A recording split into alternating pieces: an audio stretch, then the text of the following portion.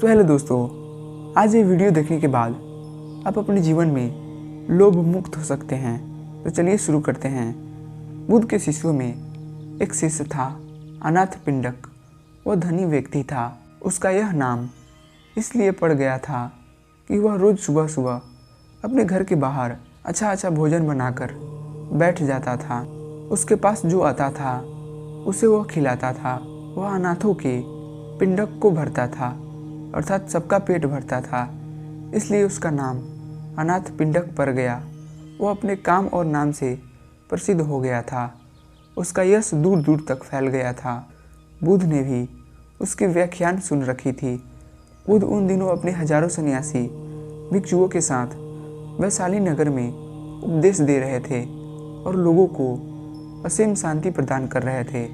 अनाथ पिंडक को मालूम पड़ा कि मेरे नगर के पास ही बुद्ध अपने अनेक शिष्यों के साथ आए हुए हैं। वह उनके दर्शन के लिए गया। वहां पहुंचने पर उसे बुद्ध के दर्शन हो गए। बुद्ध शांति, आनंद और प्रेम की मूर्ति थे। चेहरे पर मंद मंद मुस्कुराहट थी। उनके वस्त्र पीत रंग के थे और सिर पर जटाएं थी। वे बहुत ही मीठा और नम्रतापूर्वक बोल रहे थे। उनको सैकड़ों लोग बिल्कुल शांत होकर सुन रहे थे। बुद्ध की शांति और आनंद उनके हृदय में उतर रहा था।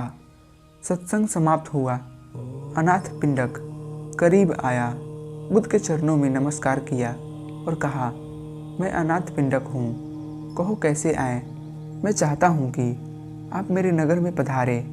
वहाँ के लोग आपके धर्म उपदेश को सुनकर लाभान्वित हो। बुद्ध ने कहा, ठीक है, मैं आऊँगा, तुम व्यवस्था बना लेना। अनाथ पिंडक बहुत प्रसन्न हुआ। उसने पुनः बुद्ध के चरणों में प्रणाम किया और एक ओर बैठ गए। महाकश्यप बुद्ध के शिष्य थे।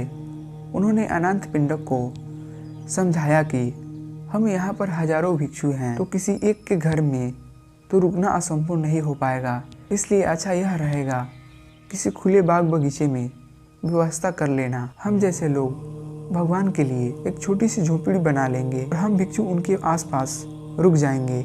अनाथ पिंडक ने कहा, ठीक है, ऐसा ही होगा। वह अपने नगर लौट आया और अपने नगर में नज़र दौड़ाई कि कहाँ कहाँ पर व्यवस्था हो सकती है। उसने एक बड़ा सुंदर बगीचा पसंद आ गया। वो उस बगीचे के मालिक के पास गया। उसने जाकर कहा, मैं आपका बगीचा खरीदना चाहता हूँ। मैंने महात्मा बुद्ध को बुलाया है। उनकी सेवा के लिए मैं उनको यह बगीचा भेंट में देना चाहता हूँ, ताकि वे यहाँ पर रहकर लोगों को धर्म का उपदेश देकर उनका जीवन धन्य कर दे। बगीचे का मालिक संत महात्माओं के प्रति श्रद्धा नहीं रखता था, इसलिए उसने साफ मना कर दिया, मैं तो बगीचा नहीं बेचूंगा। बहुत मनाने पर कहा, चलो ठीक है, यह बगीचा तुमको देता हूँ, पर इस बगीचे की कीमत एक साथ लूँगा। इस बगीचे की खरीदारी यूँ होगी कि तुम जितनी ज़मीन पर सोने के सिक्के बिछा लो, मैं उतनी ज़मीन तुम्हें दे दूँगा। अनाथ पिंडक के तो प्रसन्नता के मारे आंसू निकल आए। उसने कहा, शुक्र है तू राजी हुआ। मुझे बुद्ध देव को यहाँ पर लाना है, और अगर इतनी बड़ी कीमत भी है तो मैं यह कीमत भी दूँगा। अनाथ पिंडक अपनी सारी दौलत, सारा सोना बैलगाड़ियों में भरकर लाया। उसने सोने के सिक्कों से सारा बगीचा पाट दिया, सोने की तरह बिछा दी। वहाँ के लोग अनाथ पिंडक को पागल कहने लगे। इसने एक महात्मा के लिए अपनी सारी संपत्ति लुटा दी है। लोगों को क्या मालूम कि संत महात्मा और गुरु का सानिध्य कितना अमूल्य होता है। महात्मा बुद्ध 40 साल तक देश भर के गांव-गांव में जाकर धर्म का उपदेश देते रहे। उनका यह भाव था कि जिस आनंद को मैंने पाया है वह जन जन में पहुँचे। शांति पाने का अधिकार सबको है।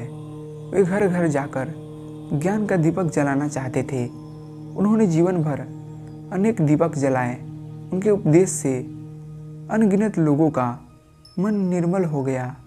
अनाथ पिंडक के मन में बस एक ही इच्छा थी कि मैं महात्मा बुद्ध का सानिध्य प्राप्त करूं। अपने नगर वासियों के साथ बैठकर बुद्ध देव का उपदेश जो अमृत है सबके साथ बैठकर पी सकूं।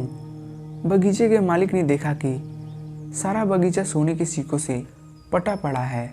वह अनाथ पिंडक की यह महात्मा के प्रति अगाध श्रद्धा को देखकर हैरान रह गया। उसका हृदय पिघल गया। श्रद्धा की बुझी हुई ज्योति जल उठी। उसने मन में कहा, मैंने बहुत ही गलती किया है। उसने हाथ जोड़कर अनाथ पिंडक से कहा, आप इन सारे सोने के सिक्के को उठा लीजिए, मुझे धन नहीं चाहिए। इन सारे बगीचों को आप मेरी ओर से उपहार में ले लीजिए। अनाथ पिंडक ने कहा, अब तो वचन हो चुका है और मैं अब अपने वचन से नहीं रुकूंगा। अब तो तुम सारी स्वर्ण मुद्राएं उठा लो, मैं इस धन को स्वीकार नहीं करूंगा। ऐसा सुनकर बगीचे के मालिक ने अनाथ पिंडक के चरण पकड़कर कहा, आप मुझे माफ़ करें, मैंने आपके साथ जो व्यवहार किया है वो ठीक नहीं था। आज मैं पछता रहा हूँ और मुझे स्वयं पर गाली हो रही है। अनाथ पिंडक को उस पर दया आ गई। उसने उसको एक उपाय सुझाया कि महात्मा बुद्ध जब कुछ समय बाद धर्म उपदेश की वर्षा करने दूसरे गांव जाए तो तुम वहां जाकर उनके सारे शिष्य के रहने की व्यवस्था करना। धर्म के लोभ से सत्संग का लोभ कई अधिक श्रेष्ठ होता है। तो दोस्तों, कैसी लगी ये वीडियो अच्छी लगी तो चैनल को सब्सक्राइब करना, लाइक करना। मिलते हैं अगली वीडियो में, तब तक के लिए जय हिंद।